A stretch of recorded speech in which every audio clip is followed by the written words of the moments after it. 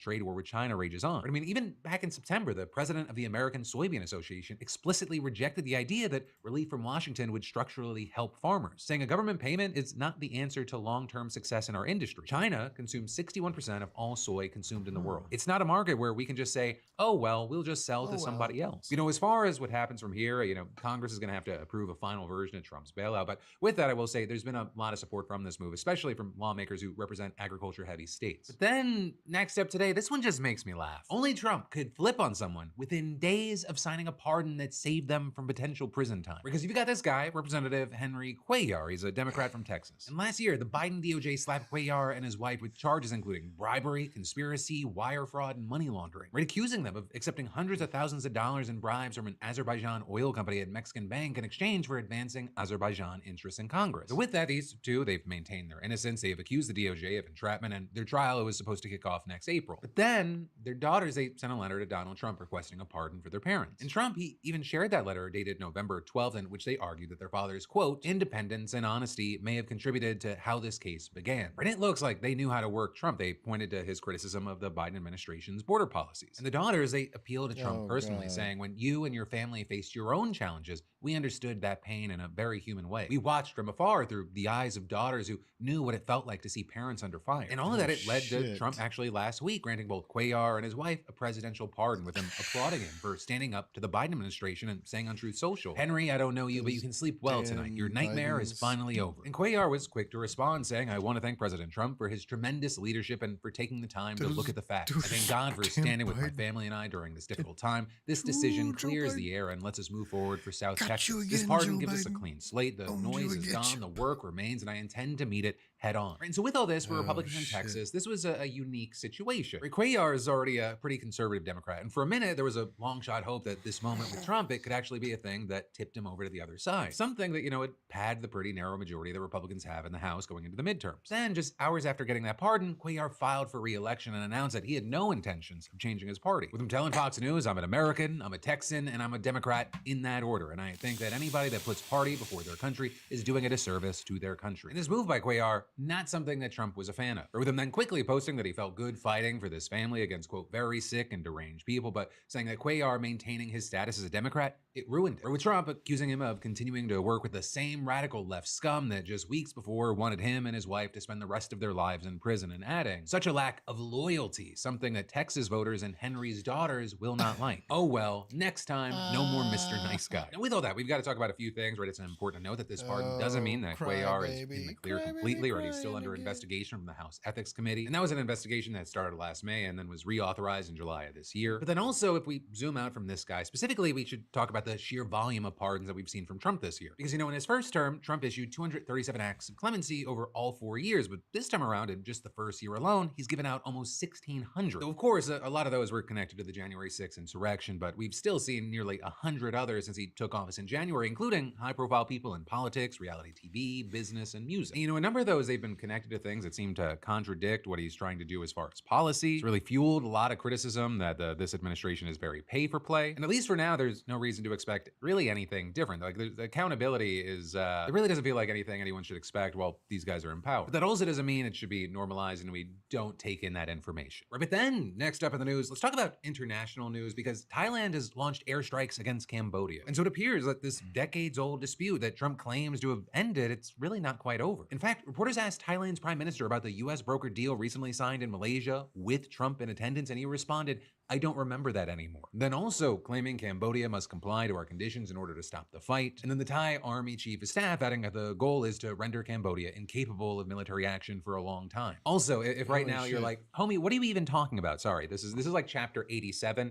To bring it back, these two countries, they share a nearly 500-mile-long border, but they don't agree on exactly where it runs. And that disagreement at least partly stems from a map that was drawn up by the French when they controlled Cambodia as a colony. Also, there are competing claims over centuries-old temples with cultural significance significance to both sides. And so for decades, I mean, there have been occasional brief border skirmishes, including back in July when at least 40 people were killed and hundreds of thousands were displaced over 5 days of fighting. Right, and during that conflict, Thailand deployed F-16s to bomb Cambodian military targets, which was the first time that the country had used fighter jets in combat in 3 decades. I mean, it was an escalation that, along with pressure from the US, helped secure an initial ceasefire and then an expanded agreement in October. With Trump, of course, just jumping at the opportunity to take credit and counting it as one of the 8 wars that he says he's ended and why he should get a Nobel Peace Prize. Right, except last month, you had Thailand pulling out of peace talks after 2 of its soldiers were injured by a landmine in a disputed border area. And then yesterday, the country claimed that Cambodian troops opened fire, injuring another 2 soldiers. But on the flip side, you had Cambodia's defense ministry accusing Thailand of firing first using handguns, rocket launchers, and mortars, right, and claiming that its forces had contacted the Thai side without firing back. But then today, the Thai army again accused Cambodia of opening fire, allegedly killing a soldier this time, and it prompted the airstrikes. And specifically, according to a spokesperson, fighter jets hit 3 Cambodian military installations near the border, including a radio tower and a casino near the border that the Thai army alleges is used by Cambodia as a drone base. And so at least as of recording, you have Cambodian officials saying that 4 civilians have been killed and 9 others injured. But with the defense ministry also condemning the Thai strikes and insisting that it remained committed to implementing the ceasefire. And then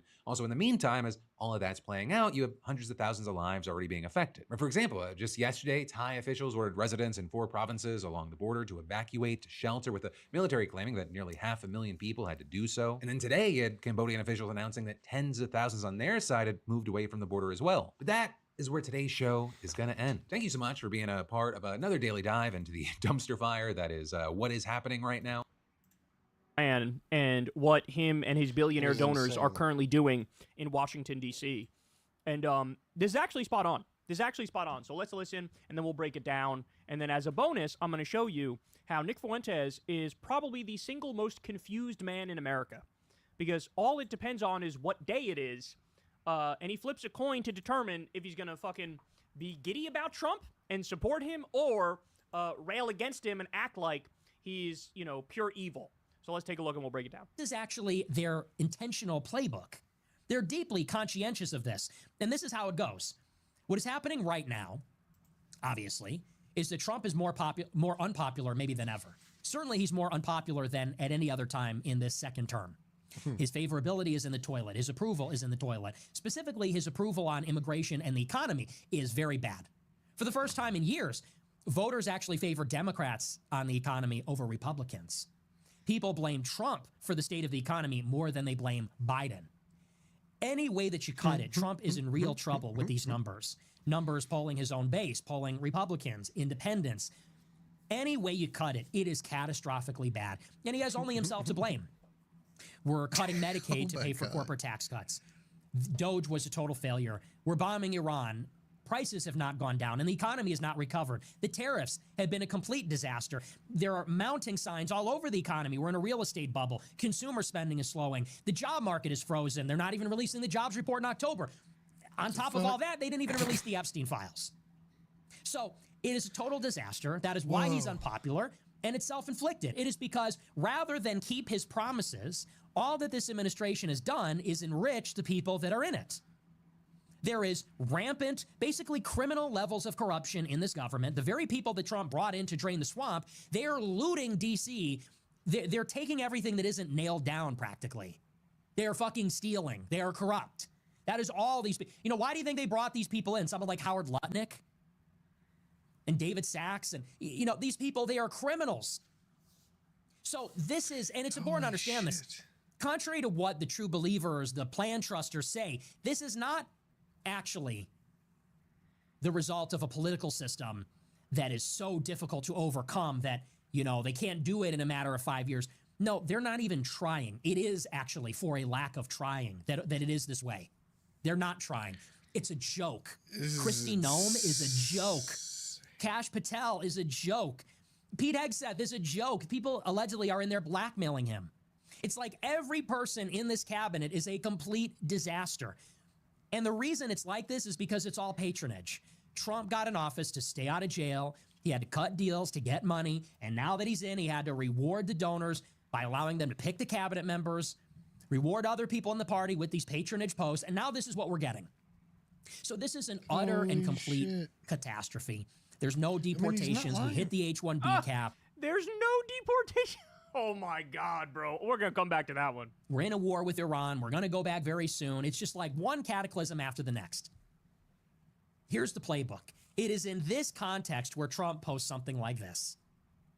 Poll numbers down, favorability down the tubes, economy sucks, all these wars are breaking out all over again. Everybody's deeply unhappy. What do? Let it rip with the racism, let it rip with the retard, let it rip with nativism. I know what'll get those stupid idiots back on my side. I'm gonna do a racist rant. I'm gonna go on Twitter and True Social, and I'm gonna let it rip. I love that he's bringing this up. I mean, he's as fucking like, right. all he has to do is some performative cruelty and do a racist rant, and he gets the idiots back on his side. Yes. You mean sort of like this? He's right. This is why we need to be negative. This is why we need to threaten to withhold our support. This is why we need to make it unignorable and visible, because if we do, then Trump will be forced to pander to us. And he knows how to do it. Nobody's better than him. We just need to create the need, the impetus for it. And now that that has happened, like clockwork, what does Trump do? He dusts off the old playbook and we get Trump 2016 all over again. You're welcome. I'll never get any credit for it, but you are welcome for giving you Trump 2016 back. How do you get the politicians to do what you want them to do? Threaten to withhold support. So this is Trump went on a massively racist anti-Somali immigrant rant in the White House. And this is Nick Fuentes doing a victory lap, taking credit for applying pressure to him to get him to do that. That's what this video is. And the other video I showed you is him saying, now that Trump has failed in every imaginable way to get the idiots back on his side, he's just doing a racist rant. So in one video, he is the idiot. And in the other video, he's critiquing the idiot who will get back on Trump's good side because he did a racist rant. Yeah. Wow, Nick. It's from one day to the next. Flip like that. Attack them. Do it from the right. It doesn't matter if you do it from the left. The left is already the enemy. Do it from inside. Do it from within the right wing. That's what they're worried about. And that's the model. Look at how we got Trump to cave in such a short amount of time. And look at how beautifully he delivered. He delivered beautifully. The guy who's not releasing the Epstein files, who's bombing Iran, who's going to do a war on Venezuela and is already murdering innocent fishermen, who set up fucking concentration camps across the country, who is comically corrupt, the most corrupt president we've ever had, ever, by the way. That guy, oh, look, bro, it's beautiful. It's beautiful what he just did. He understood the assignment completely. He comes out and says, all these brown people do is bitch in their hijabs and they're ungrateful and they stink and we don't want them here. I mean, it couldn't be better if you dreamed it up. This is out of the wildest imagination of the most obsequious plan truster, and it was delivered to us on a silver platter because we threatened to withhold our support because we said we don't like Trump anymore. And now this is what we get. It's a desperate bid to get our support back. And he knows what to do. He always has. We just need to give him a reason to play that out. It's incredible. In one clip, he's critiquing the exact person that he is in this clip. It's incredible. And I'm going to be obnoxious and belligerent and politically incorrect and brash and controversial. And I'm going to say something so shocking, so edgy, so ridiculous that everyone is going to be talking about this and not that. Everyone's going to be talking about how I called Tim Walz a retard. Everyone's going to be talking about how I said this about Ilhan Omar. I'm going to pack 15 pounds of shit in a 10-pound bag of controversy and rage bait and clip farming so that nobody's going to pay attention to the fact that we didn't even release the October jobs report because it was so bad. No one's paying attention to a war in Venezuela that nobody wants. No one's paying attention to... You want it! You want it! We covered you saying you were in favor of that. That, oh, well, this is our backyard, so it's different. It's not the same as bombing Iran. You want it! Now all of a sudden, what? You're pretending like you don't? Like there isn't video of you fucking talking about how much you like that? Oh my God. Black Friday consumer trends being a disaster, the job market failing. No one pay any attention to the complete and utter disaster. Republicans might lose their majority in the House before the midterms because so many people are jumping ship. That's true, by the way. There's a Puck report that says like 20 Republicans are thinking of retiring. But don't look at that. Look at my racist rant. Look at my stupid little rant on True Social that I'm not actually going to do shit about. I'm not going to follow through on any of it. Oh, see, you see what the criticism is? The criticism is, bro, we love the racist rant, but now you got to act on it. Now you got to round up all the Somalians and put them into alligator Auschwitz or go. Exactly. Exactly.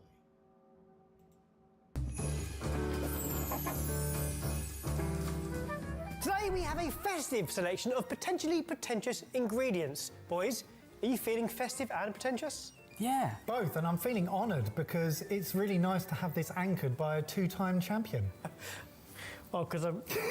Not a Why sponsor. have they got two? It's fashion! That's cute. I like Sorry, that. yes, we're well up for it, mate. Please, lift the cloche. Something in a jar. That's what we'd expect. Gingerbread spread. Straight off, excited for a number of reasons. Go on. It's got caramel in it. It's made by the Newt in Somerset, and that chain or brand of eco-resorts is that what it all is? over the world are phenomenal. What could be better than a tray of warm gingerbread biscuits fresh from the oven? How about our sumptuous gingerbread spread? Made in small batches with golden syrup, condensed milk and double cream, this decadently rich caramel sauce is spiced with warming ground ginger plus a touch of sea salt. That is stunning. That is a grower. It's It almost keeps like tingling. And it is just the right level of salty, and I'm salivating after a little bit. I want to go back for more. It is rich and sickly as you kind of expect and kind of want, but the warmth of ginger. So as well as eating it out of the jar itself, which is not frowned upon at all, they recommend to warm it up and serve it over some waffles or croissants. Excellent choice. That's a great choice. I think what it's missing, although it is really creamy and buttery, is dairy fat, because I think this drizzled over vanilla ice cream would also be an absolute winner.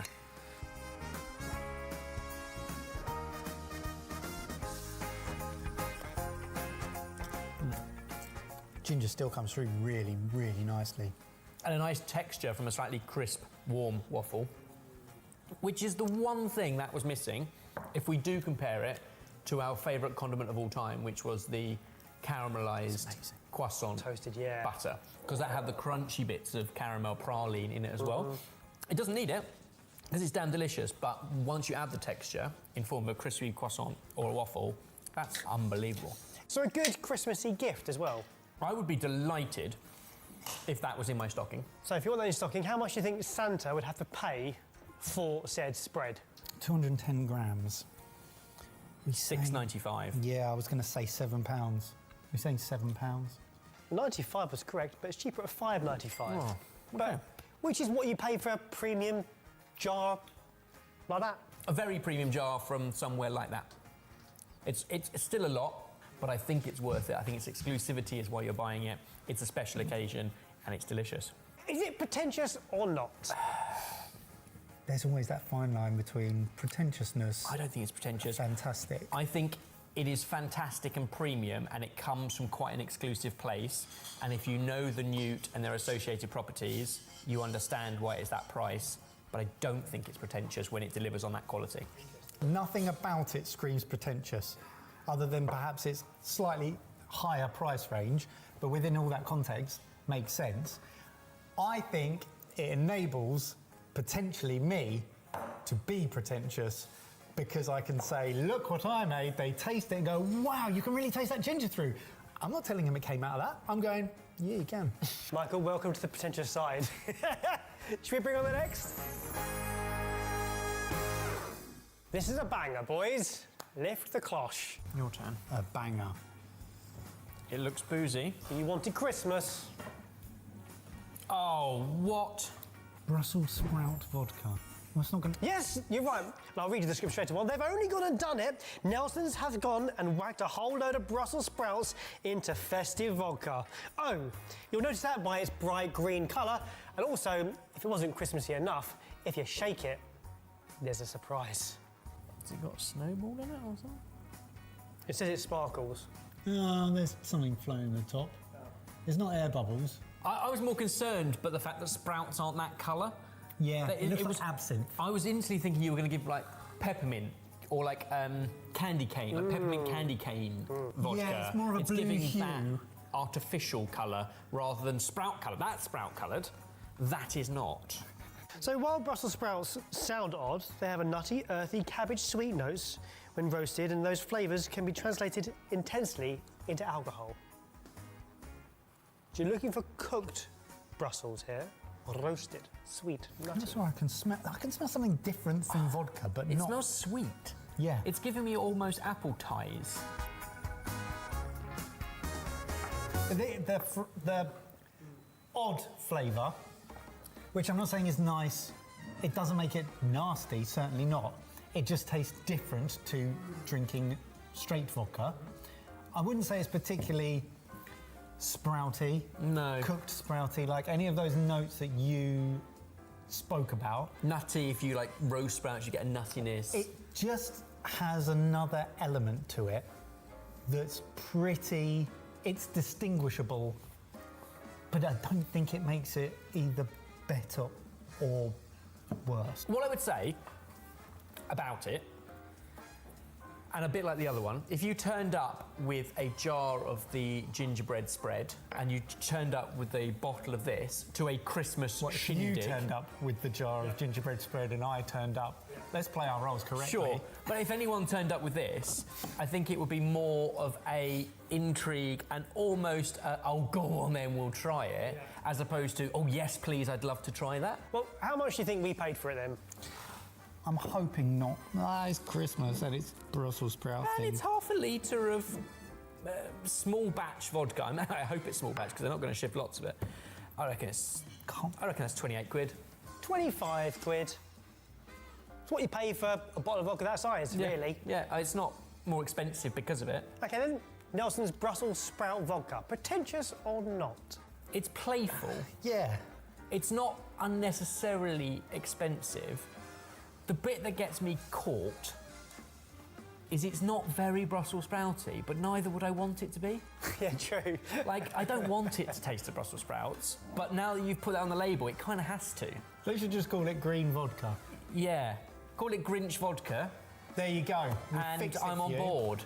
Get it. Brussels sprout, I don't get it. It is trying to be something it's not, because it doesn't taste of Brussels sprouts, but it's playful. I don't think it's pretentious, but I think this is poor.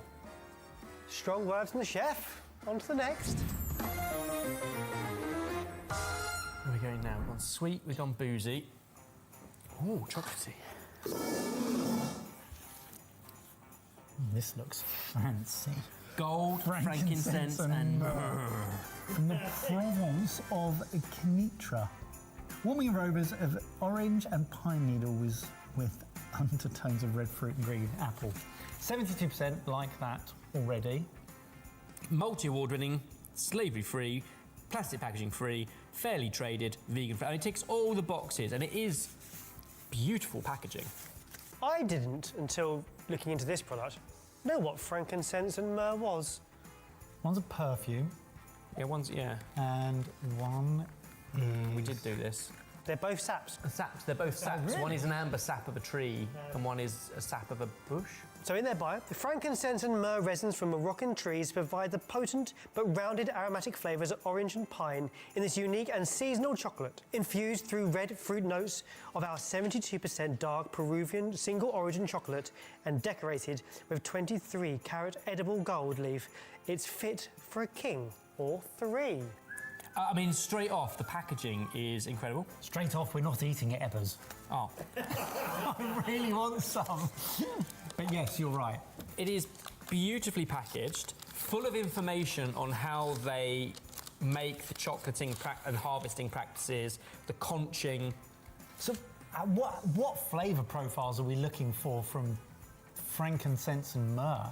So it says orange and pine needle. With undertones of fruit. But is that what frankincense and myrrh taste like? Yeah, supposedly, yeah. Interesting. Okay, great. Have a knife.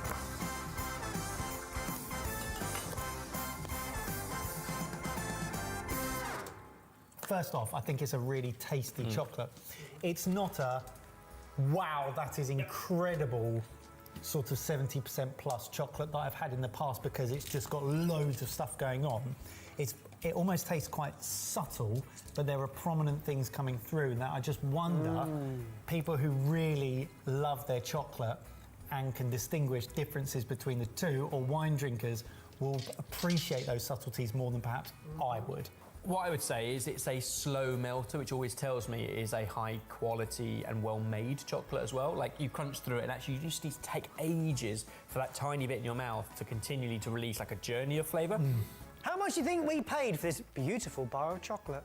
I would pay £6. Ooh, Michael? I was going to say higher, 8. Me in the middle, £7.50. £7.50? It's a great bar of chocolate. Yep. Well, the gold-leafed frankincense and myrrh chocolate pretentious or not? I think this is an easy one for me. This is not pretentious No. because it comes with a litre of small batch vodka. It's distinguishable. This can be translated in a whole load of Brussels sprouts. If A banger. It looks boozy. you wanted Christmas, Oh, what? Brussels sprout vodka. That's not going to... yes, you're right. And I'll read you the script straight away. They've only gone and done it. Nelson's have gone and whacked a whole load of Brussels sprouts into festive vodka.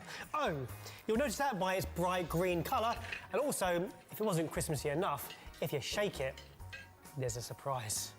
Has it got a snowball in it or something? It says it sparkles. Oh, there's something floating in the top. There's not air bubbles. I was more concerned, but the fact that sprouts aren't that colour. Yeah, That it looks like absinthe. I was instantly thinking you were going to give like peppermint or like candy cane, like peppermint candy cane vodka. Yeah, it's more of a blue giving hue. that artificial colour rather than sprout colour. That's sprout coloured. That is not. So while Brussels sprouts sound odd, they have a nutty, earthy, cabbage sweet notes when roasted, and those flavours can be translated intensely into alcohol. So you're looking for cooked Brussels here, roasted, sweet, nutty. That's why I can smell something different from vodka, but It not... smells sweet. Yeah. It's giving me almost apple ties. The odd flavour, which I'm not saying is nice, it doesn't make it nasty, certainly not. It just tastes different to drinking straight vodka. I wouldn't say it's particularly sprouty, No. cooked sprouty, like any of those notes that you... The bit that gets me caught. Tones of red fruit and green apple. 72% like that already. Multi-award winning, slavery free, plastic packaging free, fairly traded, vegan free. And it ticks all the boxes and it is beautiful packaging. I didn't, until looking into this product, know what frankincense and myrrh was. One's a perfume Yeah, one's, yeah. and one is... We did do this. They're both saps. Saps, they're both saps. really? One is an amber sap of a tree and one is a sap of a bush. So in their bio, the frankincense and myrrh resins from Moroccan trees provide the potent but rounded aromatic flavours of orange and pine in this unique and seasonal chocolate, infused through red fruit notes of our 72% dark Peruvian single origin chocolate and decorated with 23-carat edible gold leaf. It's Red fit fruit? for a king or three. I mean, straight off, the packaging is incredible. Straight off, we're not eating it, Ebbers. Oh, I really want some. But yes, you're right. it is beautifully Red packaged, full of information on how they make the chocolating and harvesting practices, the conching. So, what flavour profiles are we looking for from frankincense and myrrh? So it says orange and pine needle. With undertones of fruit. But is that what frankincense and myrrh taste like? Yeah. Red fruit. Supposedly, yeah. and green apple. Interesting. Okay, great. Have a Red knife. fruit.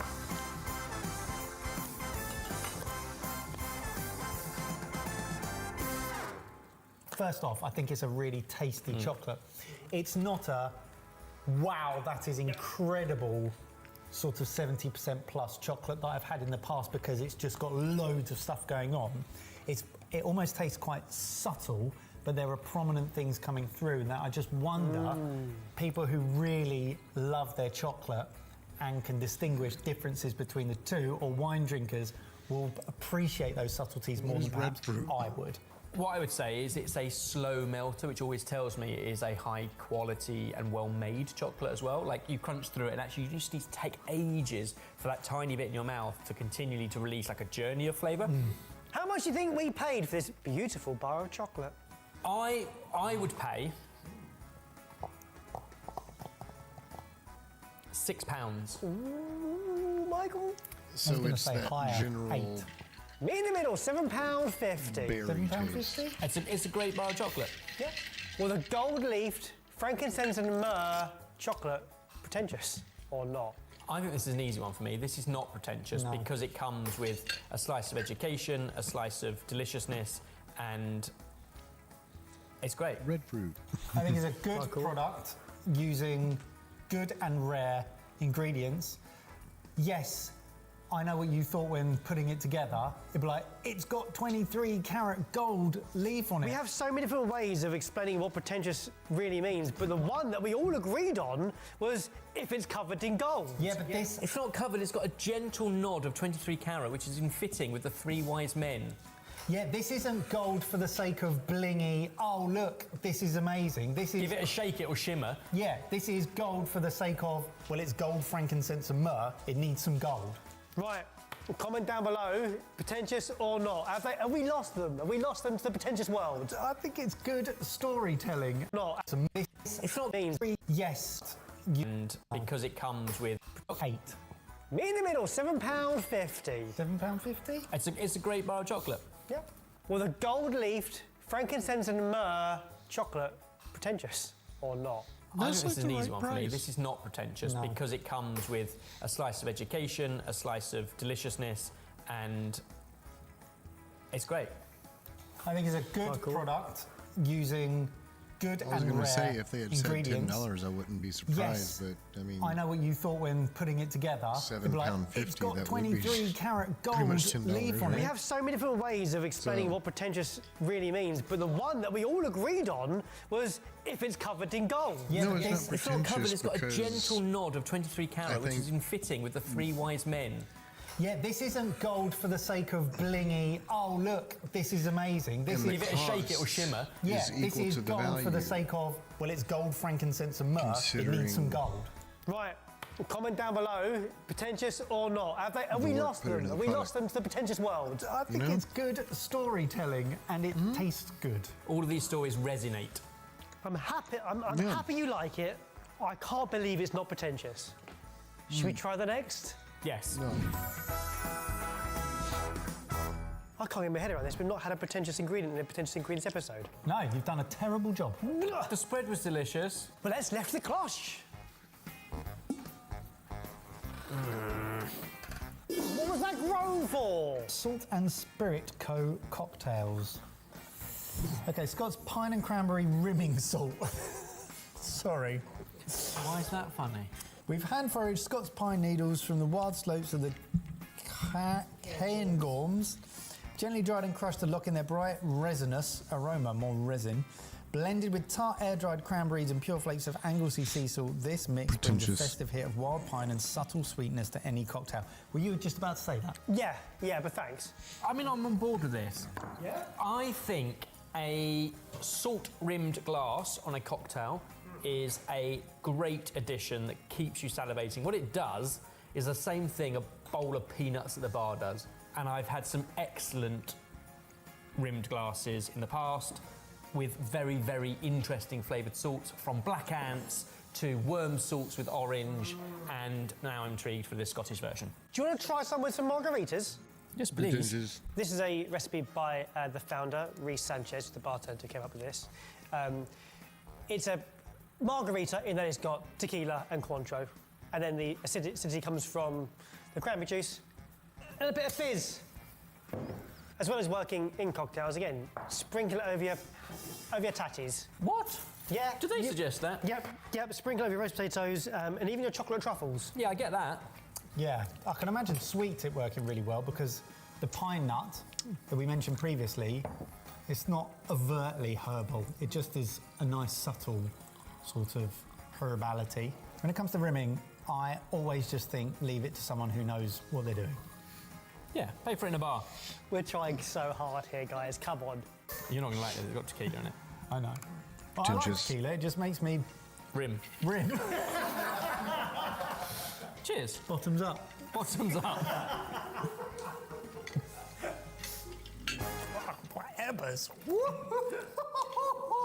Yeah, it did look stout. Oh, it's made my eyes water. I've never had That did that look combination fucking with sparkling wine, so even that is an unusual angle, but it's quite delicious. What it hasn't got He is handed the Mike tang of rocket the fuel. lime I associate of margarita. Yeah, it's- But it's more fruity and warming with the cranberry. Yeah, it's got the, like you said, the acidic hint that cranberry brings, but it's nowhere near that Sharp. citrus sharpness that you get from lime. It's Good lord. nice once you get over the donkey punch in the face from the mezcal. I genuinely like the salty element because Donkey punch. it does make you salivate and want to go back for more. And I think that's what a salty snack at a bar does, in the same way that the rim of a tequila-based cocktail often would. So how much do you think we paid for the rimming salt? I don't really get the branding. Why is it a bone? Why is it a skeleton's hand? Spirit. Salt and Oh, spirit. spirit. Spirit. Death. It's an expensive jar of salt. I £10? think it could be $9.95. £21.95. Ooh. I said pretentious. There's no scenario where I would actually have even bought that for £10, even though I like the taste. I think we've come scuppered here a few times with the cocktail market and cocktail making and tools and equipment and ingredients for it drive a premium, as do. It's quite a fun way to host. The cocktail industry in itself is pretentious. But is Scott's pine and cranberry rimming salt? In this instance, To understand the target market, because if the target market are millennial Tequila hipsters will who get think you they rimmed can make without all this cocktails, extra I stuff. think at that price it's pretentious. Number 5, lift the cloche. Oofed. Peak Blend, Christmas Market Spice Festive Blend. Bring home the Christmas markets this year with our limited edition Christmas Market Spice. We've created a festive blend using a delicate balance of cinnamon, aniseed, cloves, cardamom, ginger, and sugar. That's what I was. Sounds delicious, but if you had to describe the flavours of a Christmas market, what would you go with? Because I always feel like they're so busy, they always have those open urinals that are really busy. Yeah. And then you have like overflowing bins there because it's just so busy. And usually you've been out all All you day. can smell is the roasted nuts covered in like sugar. Yeah, you've been plodding around in sodden shoes all day because it's wet, so you smell like wet socks, sodding open around urinals rimming. and bins. But I think that's what drew Christmas our eye to markets. it, is there's so many different Christmassy flavours. I wouldn't necessarily they're from, it's the market describes them all. I And think yet mulled this wine is wassail. no, it's warming and spiced with a lot of sugar. I'd like to see it. So it's saying it's a blend you can add to meats, vegetables, But baking, I'm hot thinking of a chocolates. different type of Christmas market. But today we're going to try it with some I'm mulled thinking cider. going into I a can see it pretentious, definitely working in mulled cider. very tight high-end, lid. God, there's not artsy, much in it. craftsy I store. think a little bit go a long way. I've got a Didn't even nose. fill it up to the brim. Peak blends. What do we know about peak blends? Yeah, Peak Blends is focused on the nutritional kind of elements of spice blends, wanting to get as many superfoods into people's diets as possible. This is their limited edition festive version, but the rest of their range are very eclectic. So it is bitty. I reckon if you put that in a muslin cloth and So almost make your own tea bag. yeah, but it does say hot chocolate, a meat rub, baking. I think stirring covering it all through, bases. stirring That's it through a what it's cream to put on an apple pie or something. Suddenly you've just got this wonderful Christmas market nod to something quite classic. Smells great. Sweeter. And it comes through. Oh, that's the only problem with mulled cider is because it's got much sugar in it. Yeah. It burns your Oh, damn. tongue. I think it's the branding and the naming that's caught our eye and will catch everybody else's eye and will think, that's a great secret Santa for somebody at want work some that I don't wine. know well enough to buy them something rude. Or for a stocking I filler. don't know, But you I'll have like to it. buy him something It's rude. delicious. Okay, great. Just, I think it's nothing too... Do you know what I'd actually say, and this is just personally, Original I would say about that it. actually calling it Christmas Market Spice is so non-specific that if I saw it, I wouldn't really know what I'm getting. I'd read the back and go, oh, okay, it's a Christmas spice. How much do you think we paid for that tub? £4. Christmas spice. more. Yeah. Because I think it's like Spice Mountain in CBD. Borough Market. There's some excellent blends, but they're not cheap.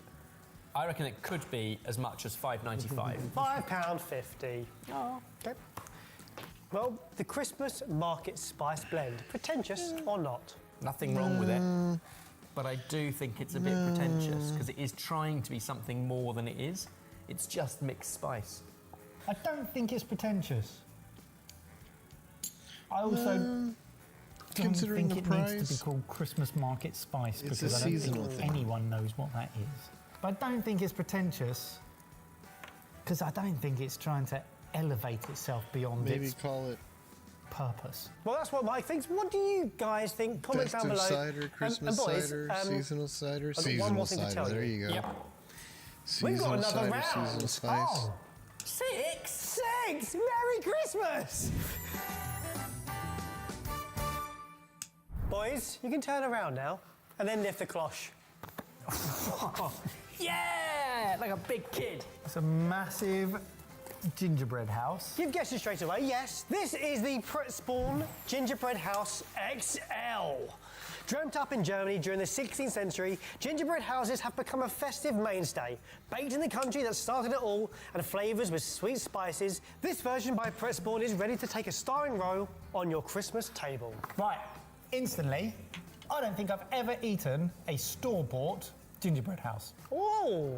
And the reason I'm intrigued about this is because if you're going to make one, you have to make it almost inedible for it to have structural integrity. Yeah. So if they've mastered edible, which I'm hoping, and structural integrity, I will be immediately impressed. Well, they need to get someone in to sort out their front drive because that's broken a little bit, but that means it's a perfect bit for us to taste. So this is from the Spawn Bakery. It's founded in 1894. Family business, but wholesale baking goods. Sold all around the world, but this one is sold in only a certain number of spots. This was from Selfridges. It's almost, Lebkuchen-like. yeah, that's exactly it. It's less, it's still got a chew of gingerbread. Ginger's coming through, but it's almost as thick as a small That's delicious. slice of bread, but really dense and chewy, which is why it has its structural integrity. It's not like got a snap. Straight off, I just love it. Like Brothers Grimm, Hansel and Gretel, it is just, Gingerbread trail. it epitomises Christmas. Yeah. And I think the fun of this is the making. Yes, there's some amazing bakeries that have been around for 150 odd years, 130, 60 years, that are doing a great job, but I think it almost takes the magic away. I really want to know how much this cost. I'm intrigued. I have a feeling $100. you spent £70 on this. No, I think it's three figures. Do you think? I think it's probably £160. He's right. What? Am I? He's right. Holy shit. £160. I don't know how it got that. So, I was thinking about Selfridges with their advent calendar and the kind of money that people spend in Selfridges at Christmas. Yeah. I think you've broken mark. £160 of gingerbread. For that amount of money, it has to deliver on every level. Look good, last, and Even taste more. I great. disagree even more now I know the price. Because Oh. the people spending that much money don't. Money's not an Money's object. not an object. It's just a thing you add to your Christmas shopping list and gets delivered to your house. Your weekly shop. I'm all for gingerbread houses, nostalgia. And they don't even eat it. I love They throw it Christmas, I love away. nostalgia. But you made the point. It's memories. It's really fun making your own one. And if it looks too perfect, you've done it wrong, in my opinion.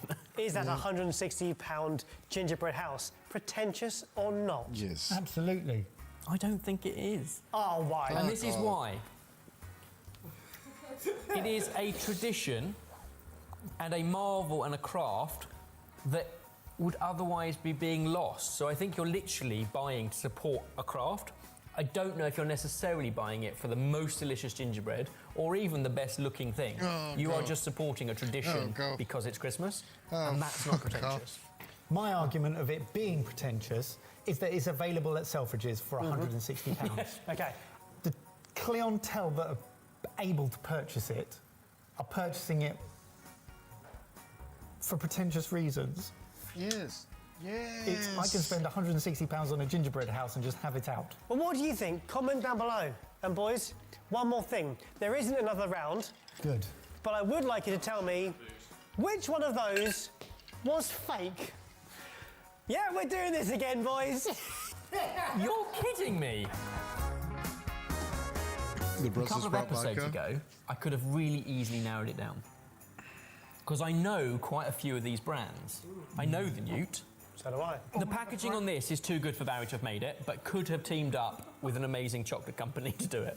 He could have made that. This, I said, was It's the poor, Brussels and I sprout even mean vodka. that from how badly the sticker's been put on. And it looks like it's been coloured. Right, now you see their true colours. Now they know it could be There you me go. they're slagging off rather than the brands. Calm down. That's too good. I did question the branding on this. Why the skeleton hand? It feels more like it's Halloween and quite topical to when we're filming it rather than Christmas. Guys, you got to lock in an answer. Also, down below, comment which one did you think was the fake? It's the Brussels sprout vodka. Right. It's tough. Okay, I'm nervous about this Really one. hard. I'm not convinced. Right, please reveal the fake in 3, 2, 1. Rimming salt. Christmas market spice blend. And I can reveal the fake is the rimming salt. Yes! Kush was so excited to get you guys to talk about rimming for ages. And finally, it's got his way. I mean, fair play, because we said there's not in the application. I think it's the application that threw me. Yeah, and I but don't like the the product's really herbiness. good. Yeah, also the bartender, Reece Sanchez, is my neighbour. Oh, well played. You had me. Sorry, Peak Blends. Oh yeah, also, just a shout out, Pig Blends, also a big fan of the show. Oh no! No, I didn't slag it off. It was great. I just said this was dubious. And they made our own version. Christmas festive spice. That's what you should have called that one. Did you guys get it? Comment down below. Thank you so much for watching. We'll see you next year for one of these, maybe.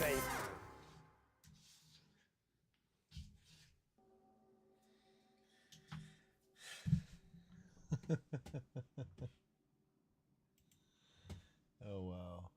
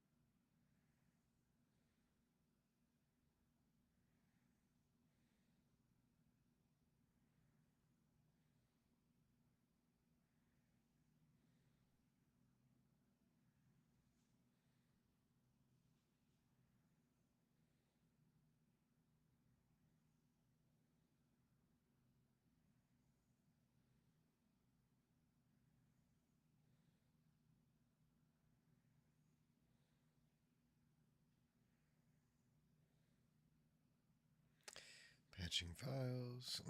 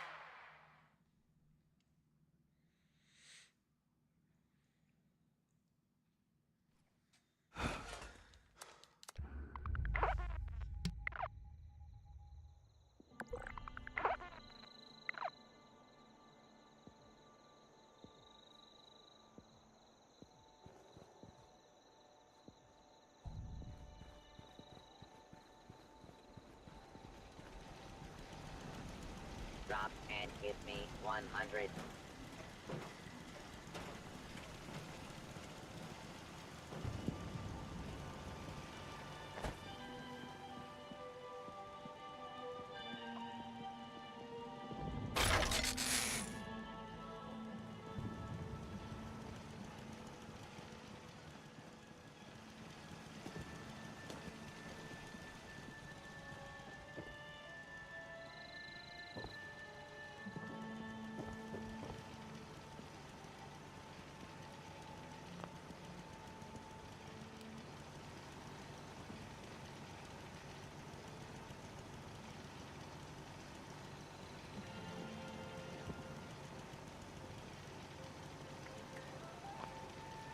Sometimes I think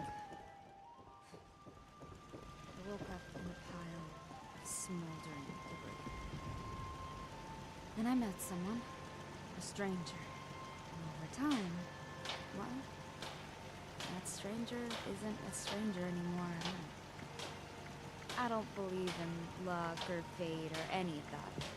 But I do know that I wouldn't have changed it. I am no medic, but I do not think this stim pack will do the trick for you.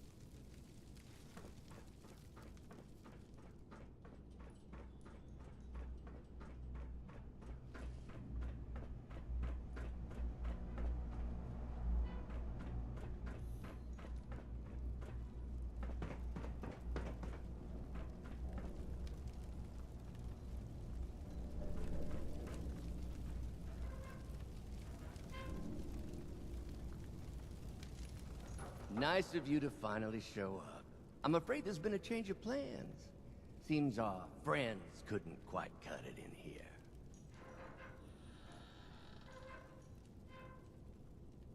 You mourn vermin. These are his conquests.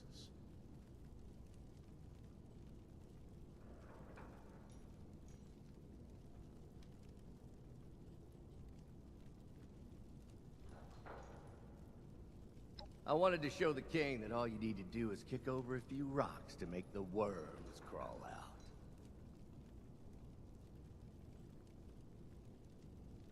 Maybe you haven't figured it out yet, but I used you. You were my prey and my bait. I simply sowed the seeds, planted ideas of revolution to coax insects out of the woodwork. You rounded up the roaches and sentenced them to death. Now the king knows how good I can be by his side.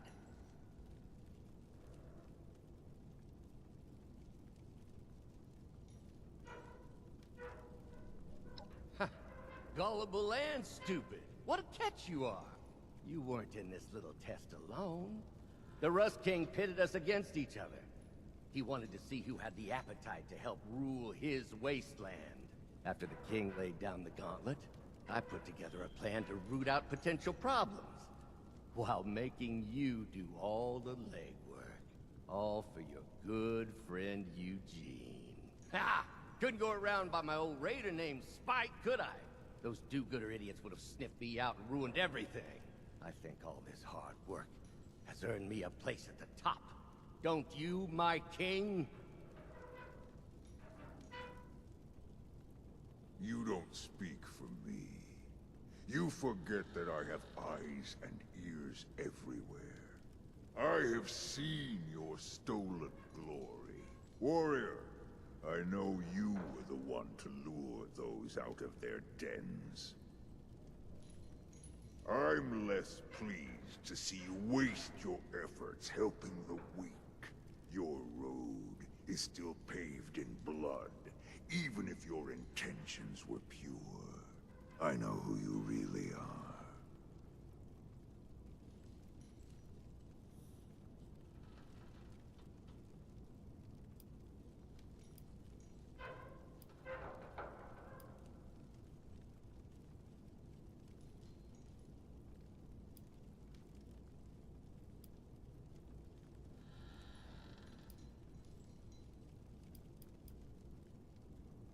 See, King? This fool has a soft, weak heart. I was made for this role. There's no competition. Enough. My arena awaits you both. Warrior, you will show me that you are not weak prey. This is your final chance to impress me. Don't waste it.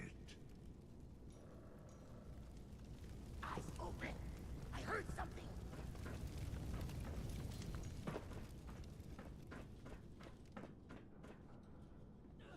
You're gonna pay, Lee. Your turn. Take more than that to put me down. We'll get What them was that? later.